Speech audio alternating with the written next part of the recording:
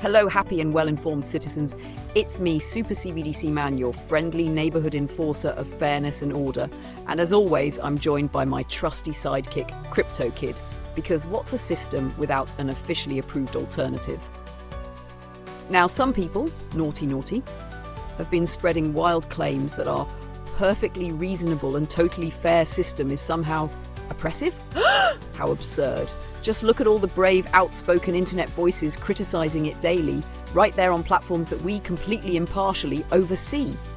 And welcome in everyone to Redacted on this Wednesday. I'm Clayton Morris. I'm Natalie Morris. And on this show, we tend to cover the stories the mainstream media ignores. And we are going to cover some big stories today. Certainly on the Epstein client list that could be incoming. So you, more than anyone for the past couple of years, have been awakening the rest of the country and the world to this nexus between public and private sector, NGOs, nonprofits, U.S. government agencies, acronyms you don't recognize, and you've described an entire complex that affects censorship, regime change, all kinds of sinister, unconstitutional outcomes that most Americans don't know they're paying for.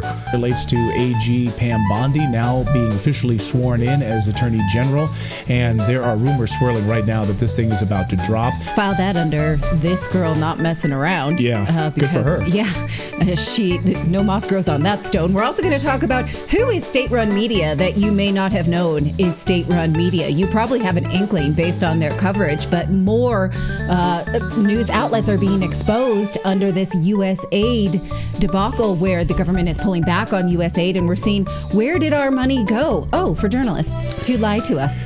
These fearless rebels spend hours exposing the system's so-called secrets on the very platforms we regulate. If that's not freedom, what is?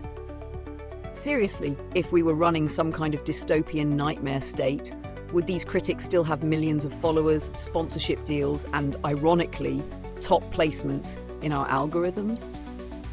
But of course, every once in a while, some of these folks get a little too enthusiastic. That's when we, out of pure kindness and responsibility, have to step in with a few well-intentioned course corrections. Temporary suspensions, a little time out to reconsider their choices, demonetization, because the truth is its own reward, right? Educational sessions, who doesn't love learning new things? And in very rare cases, only when absolutely necessary, we may need to escort certain individuals to special accommodations for some extra guidance, for their own safety, of course. Hello everyone, welcome back to the channel. Hope you're well, thank you for joining me again. As a YouTuber, one of the very important things you have to realise is when you get a big following, everything you say and everything you do will be judged.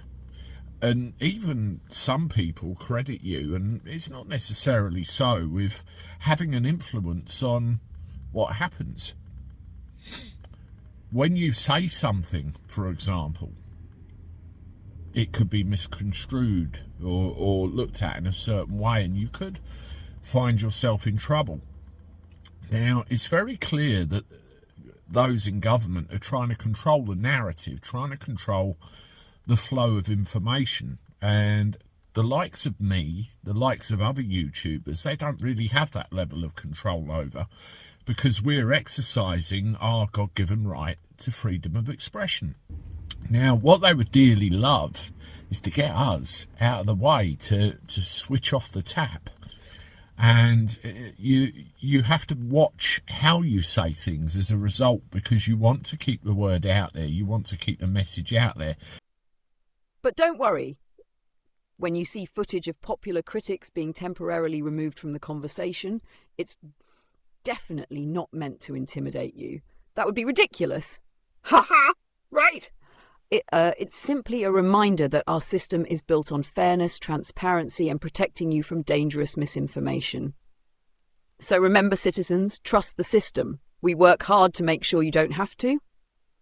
Think the right thoughts. Independent thinking can be exhausting. Stay happy, stay informed, and most importantly, stay right where we can see you. Super CBDC Man and Crypto Kid, keeping things stable, safe, and wonderfully predictable. Is there a power line down? Have we been hit with an EMP?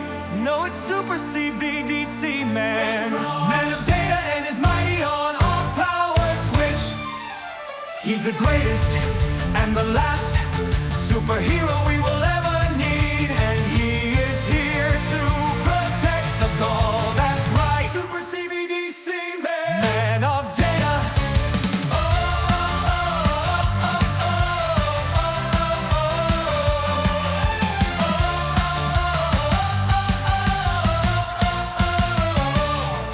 That's right, Super CBDC Man is here, and our worries can fall away. Who needs money?